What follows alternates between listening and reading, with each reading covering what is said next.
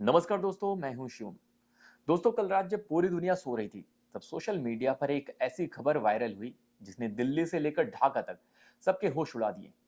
अफवाह उड़ी कि भारत और बांग्लादेश के बॉर्डर पर एक ऐसा जियोपॉलिटिक्स अर्थक्वेक यानी भूचाल आया है जिसने रातों रात नक्शा बदल दिया। दावा क्या है? दावा ये कि बांग्लादेश के अंदर मौजूद 8 हिंदू बहुसंख्यक गांव रातों रात भारत का हिस्सा बन गए हैं या बनने वाले हैं। सोशल मीडिया पर वीडियो की बाढ़ आ गई, चर्चाएं शुरू हो गईं। लोग पूछ रहे हैं, क्या वाकई बांग्लादेश ने अपनी जमीन का एक टुकड़ा भारत को सौंप दिया? सुनने में ये किसी मूवी की स्टोरी लगती है, नामुमकिन लगता है। लेकिन दोस्तों, इस उड़ती हुई खबर के पीछे की जो असली सच्चाई है, आज हम उसे बेनकाब करेंगे। आज बात सिर्फ किसी अफवाह की नहीं है, बात उस ऐतिहासिक धोखे की है जो 1971 में हमारे ही लोगों के साथ हुआ था।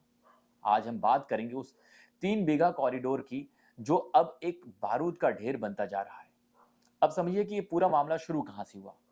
ये कोई मिलिट्री इन्वेजन यानी सेना की चढ़ाई नहीं है, और ना ही ये कोई बगावत है। ये कहानी है उन लोगों की जो 1971 से बांग्लादेश की सीमा के अंदर रह रहे हैं, लेकिन उनका दिल, उनकी भाषा और उनका खून शुद्ध भारतीय है। 1971 में जब इंदिरा गांधी की सरकार ने पाकिस्तान के 2 टुकड़े किए और बांग्लादेश बनवाया, तब एक बहुत बड़ी ऐतिहासिक गलती हुई। बॉर्डर की लाइन इस तरह खींची गई कि कई जिले, कई गांव बीच से कट गए।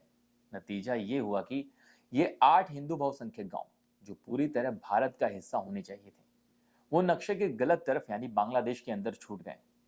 सोचिए, पिछले 50 से 55 साल से इन बहादुर हिंदुओं ने क्या कुछ नहीं झेला। तलवार की नोक पर भी इन्होंने अपना धर्म नहीं छोड़ा। पूरा बॉर्डर इलाका जियोग्राफिक चेंज का शिकार हो गया, लेकिन इन 8 गांवों ने अपना वजूद बचाए रखा।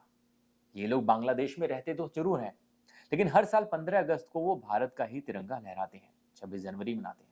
और सबसे बड़ी बात, इन्होंने आज तक ना तो बांग्लादेश की नागरिकता ली और ना ही इन्हें भारत की नागरिकता मिली। ये बिना किसी देश के ठप्पे के अपनी जमीन पर अड़े रहे। तो फिर कल रात अचानक ऐसा क्या हुआ कि ये खबर आग की तरह फैल गई? असल में इस बार केंद्र सरकार का मूड बिल्कुल अलग है। गृह मंत्री अमित शाह और पश्चिम बंगाल के नेता शुभेंदु अधिकारी ने बॉर्डर सिक्योरिटी फोर्स यानी बीएसएफ को एक कड़ा और साफ अल्टीमेटम दे दिया है। सिर्फ 45 दिन। ये 45 दिन के अंदर भारत बांग्लादेश बॉर्डर पर फेंसिंग यानी कि कटीले तारों का ये जो काम है, ये पूरा काम पूरा हो जाना चाहिए 45 दिन में। ये ऑर्डर है ऊपर से। अब वो पुराना ढर्रा नहीं चलेगा। ये आदेश आया ऊपर से। ये आदेश आया ऊपर से कि अब वो पुराना ढर्रा नहीं चलेगा कि पहले जमीन नापी जाएगी, फिर सामान आएगा, फिर 2-3 साल तक फाइलें घूमती रहेंगी। ऐसा बिल्कुल नहीं चलने वाला। आदेश साफ है, 45 दिन में काम खत्म करो। एक ऐसी मजबूत दीवार खींच दी जाएगी जिसके बाद वहां से कोई भी अपराधी या घुसपैठिया हमारे देश की तरफ आंख उठाकर भी नहीं देख पाएगा। जैसे ही बीएसएफ ने बॉर्डर पर भारी मशीन उतारी, ट्रैक्स पहुंचने लगे, पिलर गाड़ी जाने लगे, वैसे ही इन 8 गांव की धड़कनें बढ़ गई। उन्हें समझ आ गया कि अगर आज ये फेंसिंग हो गई तो 1971 की वो गलती हमेशा के लिए पक्की हो जाएगी। फिर क्या था? इन गांव वालों ने वो किया जो इतिहास में दर्ज हो गया। ये लोग भागे भागे बीएसएफ के पास पहुंचे। इनके हाथों में आज के कागज नहीं थे, इनके हाथों में अंग्रेजों के जमाने के ब्रिटिश एरा के असली गैजेट्स और जमीन के नक्शे थे। उन्होंने बीएसएफ को सबूत दिखाए और कहा, देखिए, हम हमेशा भारत के थे। हमारा खून और हमारी मिट्टी भारत से जुड़ी है। हमें इस 2 टके के बांग्लादेश में रिफ्यूजी बनकर नहीं रहना। हमें भारत में शामिल कर लो। अब जब इन गांवों ने भारत से जुड़ने की गुहार लगाई तो ढाका से लेकर दिल्ली तक फाइलें दौड़ने लगी। अफरा तफरी मच गई। लेकिन कल बॉर्डर पर जो ड्रामा हुआ वो आपको जरूर सुनना चाहिए। आप जानते हैं कि भारत बांग्लादेश का बॉर्डर बहुत उलझा हुआ रहा है। इसे एनक्लेव कहा जाता था, यानी कुछ भारतीय टुकड़े बांग्लादेश में फंसे थे और कुछ बांग्लादेशी टुकड़े भारत में। 2015 में मोदी सरकार ने लैंड बाउंड्री एग्रीमेंट करके 100 से ज्यादा ऐसे एनक्लेव को आपस में बदल लिया, बॉर्डर्स को सीधा कर दिया। लेकिन ये जो 3 बीघा कॉरिडोर वाला इलाका है, ये अछूता रह गया था। इस 3 बीघा की असलियत क्या है? यहाँ करीब 3 लाख बांग्लादेशी भारत की जमीन के अंदर चारों तरफ से घिरे हुए रहते थे। उनकी जमीन को बांग्लादेश के मुख्य हिस्से से जोड़ने के लिए सालों पहले भारत सरकार ने बड़ा दिल दिखाया था। एक डिप्लोमेटिक गुडविल के तहत अपनी जमीन का एक टुकड़ा उन्हें आने जाने के लिए दे दिया। रास्ता हमारा, गेट हमारा। जब बांग्लादेशी वहां से गुजरते हैं तो हमारी बीएसएफ गेट खोलती है। वो निकलते हैं और फिर गेट बंद कर लिया जाता है। कल जब भारत अपनी जमीन पर फेंसिंग का सर्वे कर रहा था तो बांग्लादेश की बॉर्डर गार्ड्स के लोग पैनिक में आ गए। उन्हें डर सताने लगा कि अगर ये 8 गांव भारत में चले गए तो उनका पूरा खेल खराब हो जाएगा। और जानते हैं वो कैसे आए रोकने? कोई टैंक, कोई बड़ी गाड़ी नहीं, वो बैटरी वाले रिक्शे पर बैठ कर आए और हमारी मॉडर्न हथियारों से लैस बीएसएफ को धमकी देने लगे कि फेंसिंग रोक दो नहीं तो गोली चला देंगे। बीएसएफ के कमांडो ये देखकर हंसने लगे। दिल्ली से साफ निर्देश थे, अगर किसी ने भी सीमा पार करने की कोशिश की तो कोई कोर्ट कचहरी नहीं होगी, सीधा ऑन द स्पॉट इलाज होगा। बीएसएफ ने उन्हें साफ साफ 3 टूक अल्टीमेटम दे दिया। पहली बात, हम अपनी जमीन पर फेंसिंग का काम कर रहे हैं, ये होकर रहेगी। ममता बानो वाला पुराना जमाना चला गया। दूसरी बात, अगर पैर भी आगे बढ़ाया तो अंजाम भुगतने के लिए तैयार रहना। और तीसरी बात, जो सबसे बड़ी बात है, ये 3 बीघा कॉरिडोर भारत की जमीन है, किसी इंटरनेशनल ट्रीटी के तहत बंधी नहीं है। हमने तुम्हें रास्ता दान में दिया है, अगर ज्यादा बात की तो ये गेट हमेशा के लिए लॉक कर दिया जाएगा। और हुआ भी यही। बीएसएफ ने कल कड़ा रुख अपनाते हुए दरवाजे को बंद कर दिया, जिससे वो 3 लाख लोग वहीं ब्लॉक हो गए। नतीजा, वो सो कॉल्ड बांग्लादेशी गार्ड्स तुरंत अपने रिक्शे पर बैठे और दुम दबाकर वहां से भाग खड़े हुए।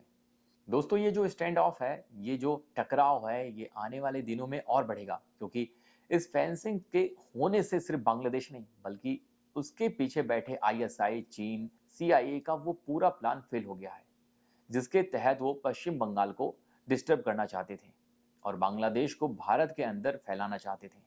लेकिन यहाँ सवाल उठता है, क्या वाकई ये 8 गांव रातों रात भारत का हिस्सा बन सकते हैं?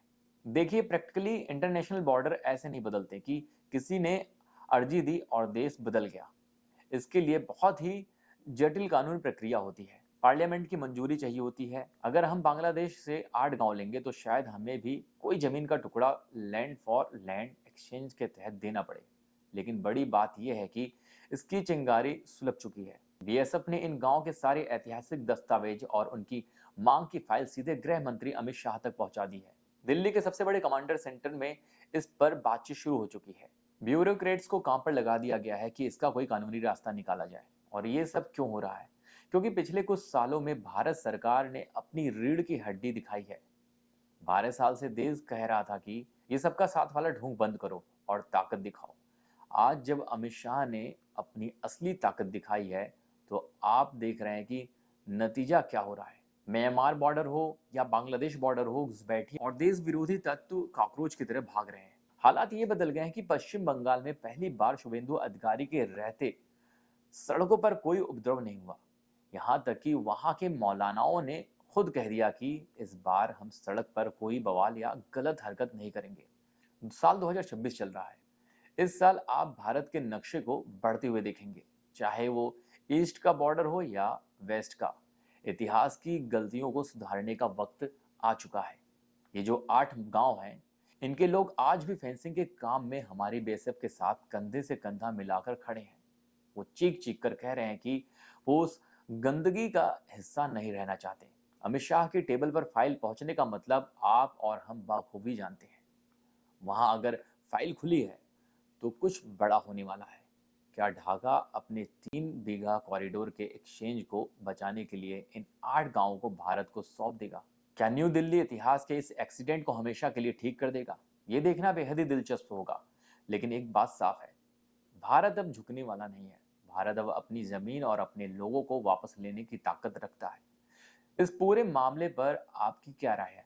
क्या आपको लगता है कि मोदी सरकार को इन 8 गांवों को तुरंत भारत में शामिल कर लेना चाहिए? कमेंट बॉक्स में अपनी राय जरूर दें।